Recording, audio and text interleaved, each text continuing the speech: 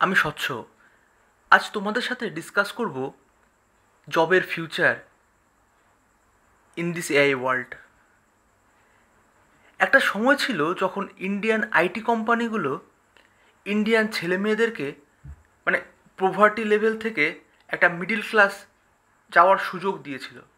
মানে একটা প্ল্যাটফর্ম দিয়েছিল, যেভাবে ইন্ডিয়াতে লাখ লাখ ফ্যামিলি তারা মানে পুয়ার থেকে তারা মিডিল ক্লাস হয়েছিল। কিন্তু ফিউচারে এটা মানে হবে কতটা আমার কোনো আইডিয়া নেই। কারণ আজকের দিনে এআই এমনভাবে আমাদের ওয়ার্ক প্লেসে চলে এসেছে, যেটা এখন মেশিন ভার্সেস হিউম্যান হয়ে গেছে। ইন্ডিয়া আইটিতে এত উন্নতি করেছে, তার main reason cost arbitrage. Human man power ইন্ডিয়াতে অনেক সস্তা compare to US and Europe. সেজন্য প্রত্যেকটা বড় বড় অর্গানাইজেশন তাদের আইটি টিম ইন্ডিয়াতে ডিপ্লয় করেছে, বা এখানকার কোনো সার্ভিস বেস কোম্পানি দিয়ে তাদেরকে তাদের কাজ করিয়েছে। সবাই বলছে এই এআই বা যেটা মানে in technology world, AI ML, এটা একটা শিল্প বিপ্লব, জাস্ট একটা শিল্প বিপ্লব। যেমন ইংল্যান্ডে হয়েছিল 1800 সালে, কম্পিউটার আসার পরে হয়েছিল 1900 সালে। সেই সবগুলোই আমাদের হিউম্যান প্রোডাক্টিভিটিকে ইনক্রিজ করেছে। কিন্তু মানে this time I think that's different. Don't know Y I am scared, but I think future is very dark. Trust me, I don't know Y. আমিও এই আইটি ইন্ডাস্ট্রির পার্ট, এটাই আমার রুটি রুজি। চাই না হিউম্যান কী করে এখন মেশিনের সাথে কম্পিট করবে, এটা আমার জানা নেই। একটা সময় ছিল যখন সবাই বলতো এআই ব্লু কলার জব শেষ করে দেবে, যত ম্যানুয়াল ওয়ার্ক সেগুলো এআই মেশিন চলে আসবে, সেগুলো অটোমেট হয়ে যাবে। কিন্তু এখন দেখছি এআই হোয়াইট কলার জবগুলোর পেছনে লেগে রয়েছে, সেগুলোকে ধ্বংস করবে। সব বড় বড় কোম্পানি তাদের 30-40% মানে কোড বেস এআই দিয়ে লিখছে, ভাইব কোডিং করছে। আগে ইনফ্রা বিল্ড করতে টাইম লাগতো, মাসের পর মাস। অনপ্রেম ডাটা সেন্টার ছিল, সেখানে অনেক লোকের কর্মসংস্থান হতো। এখন ক্লাউড আসার পরে just in minutes database query থেকে টুল বেস কাজ, আজ সব কিছুই এআই এজেন্ট ওভারটেক করছে।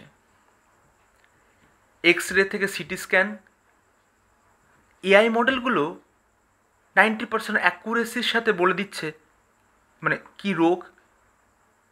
আর এদিকে ডাক্তাররা তার অ্যাকুরেসি মাত্র 20-30%। তোমাদের সাথে একটা ইন্টারেস্টিং ঘটনা বলি।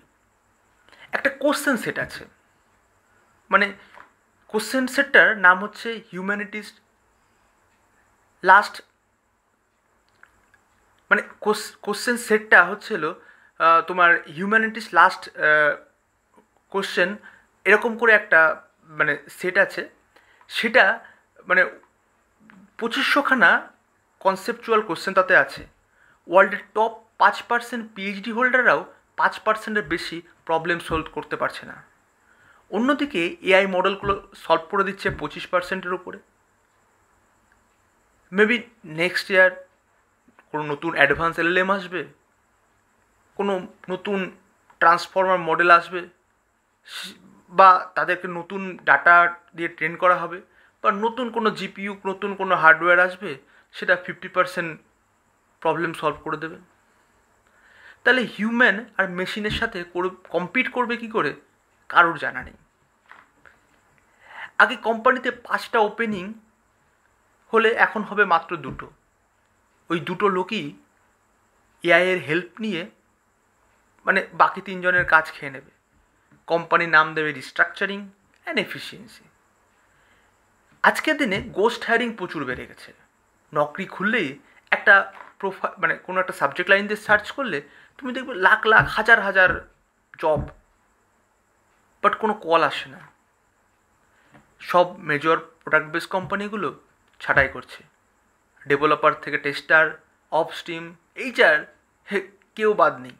অ্যাটলিস্ট এআই ডিসক্রিমিনেশন করছে না as of now, but in future করবে। বাট ফিউচারে যেটা হবে সেটা obvious one thing, the richer will be more রিচার।